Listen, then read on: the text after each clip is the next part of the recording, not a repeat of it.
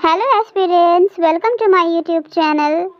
अगर आप मेरे चैनल पे नए हो तो मैं आपको बताऊं कि इस चैनल पे प्रीवियस ईयर क्वेश्चन पेपर जो भी उत्तराखंड में एग्जामिनेशंस होते हैं उसके सॉल्यूशंस के साथ करवाए जाते हैं। साथ ही मॉडल क्वेश्चन पेपर और टेस्ट सीरीज भी करवाए जाते हैं जो कि आपको हर जगह पेड मिलता है, चाहे वो आपका ऑनलाइन बैच हो या फिर कोई ऑनलाइन ग्रुप या फिर आपका कोचिंग सेंटर्स। तो जो भी आपके पेड रहते हैं टेस्ट सीरीज़ वो आपको इस चैनल पे फ्री ऑफ कॉस्ट मिलती है। तो इसके बदले आप सिर्फ एक लाइक करें और चैनल के साथ जुड़ जाएं, क्योंकि मॉडल क्वेश्चन पेपर्स में वही क्वेश्चन हम कराने की कोशिश करते हैं जो आपके आगामी परीक्षाओं में देखने को आपको मिल सकते हैं। देरी ना करते हुए प्रश्नों की ओर बढ़ते हैं। पिछली वीडियो में हमने 1 से लेके 60 तक के प्रश्न कर चुके हैं और इस वीडियो में हम 61 से लेके 80 तक के प्रश्न करने की कोशिश करेंगे। और फिर हम ऐसे ही हर विषय के लिए, चाहे वो वन दरोगा हो या फिर स्केलर के लिए हो, टेस्ट सीरीज लेकर आएंगे। और अभी आपने देखा है, अगर जिन लोगों ने भी मेरी वीडियो देखी है तो वहाँ आप देखेंगे कि डीएलएड में जो भी आज टेस्ट हुआ था तो जो भी क्वेश्चंस आए थे वो सब मेरे मॉडल क्वेश्चन पेपर से मैच करते थे। तो इसलिए आप मेरे चैनल के साथ जुड़ जाएं। और 61वां प्रश्न देखते हैं, माउंट एवरेस्ट की ऊंचाई मीटर में कितनी है? तो 8848 है, तो सी वाला इसका करेक्ट आंसर होगा। 62वां प्रश्न है, भारतीय कृषि क्षेत्र में अधिक उपज वाली किस्मों का कार्यकाल कब शुरू किया गया था? तो कब शुरू किया गया था? 1967 में। सी वाला इसका करेक्ट आंसर होगा।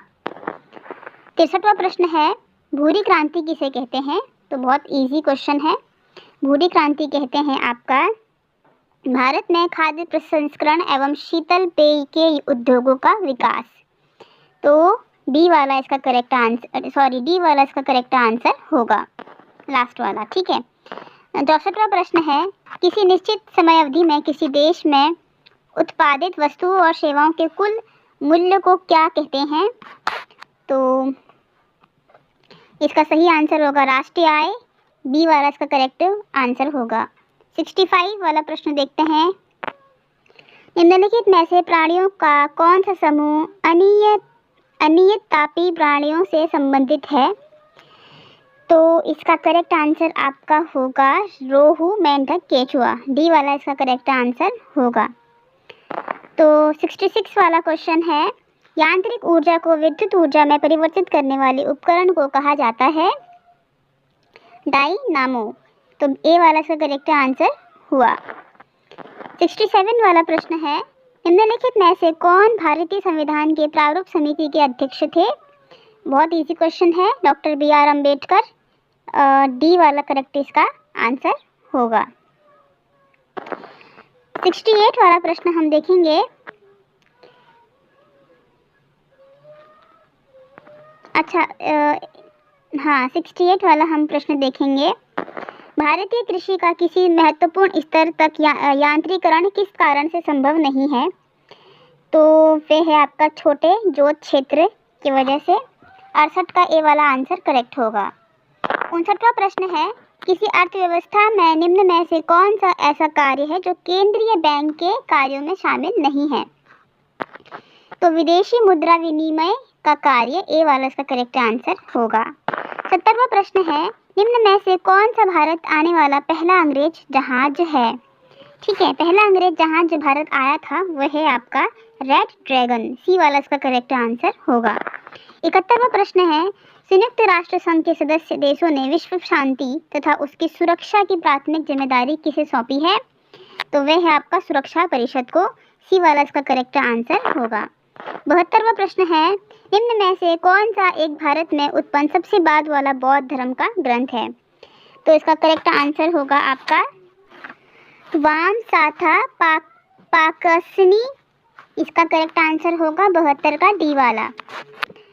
73 का प्रश्न है, अर्थशास्त्र की रचना किसने की थी? तो बहुत सरल है, कौटिल्य ने। बी वाला इसका करेक्ट आंसर होगा। 74वां प्रश्न है, रामायण का अनुवाद फारसी में किसने किया था? तो रामायण का अनुवाद फारसी में किया था आपका अनुवाद बंदायूनी ने। बी वाला इसका करेक्ट आंसर होगा।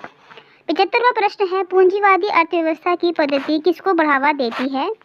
तो वे देती है आपका मुक्त उद्यम तथा प्रतिस्पर्धा को। डी वाला इसका करेक्ट आंसर होगा। 76वां प्रश्न है, पुलिस स्मरणोत्सव दिवस कब मनाया जाता है? तो वे मनाया जाता है आपका 21 अक्टूबर। सी वाला इसका करेक्ट आंसर होगा। 77वां प्रश्न है, निम्नलिखित सदस्यों के 4 समूह में से भारत के उपराष्ट्र के चुनाव के लिए गठित निर्वाचक मंडल में कौन सा समूह शामिल होता है? तो कौन सा होता है 77 का सही आंसर? आपका संसद के दोनों सदनों के सभी सदस्य। बी वाला इसका करेक्ट आंसर होगा। 78वां प्रश्न है, निम्नलिखित में से कौन सा कनाडा, चिली तथा जर्मनी के समान है? तो कौन है आपका? सिंगापुर। डी वाला इसका करेक्ट आंसर होगा। 69वां प्रश्न है, राज्यपाल नियुक्त होने के लिए कम से कम कितनी आयु होनी चाहिए? तो वे है आपका 40 वर्ष। डी वाला करेक्ट इसका आंसर होगा। 80 वाला प्रश्न है, राज्य का मुख्यमंत्री किसके प्रति उत्तरदायी होता है? तो राज्य का मुख्यमंत्री विधानसभा के प्रति उत्तरदायी होता है। डी वाला इसका करेक्ट आंसर होगा।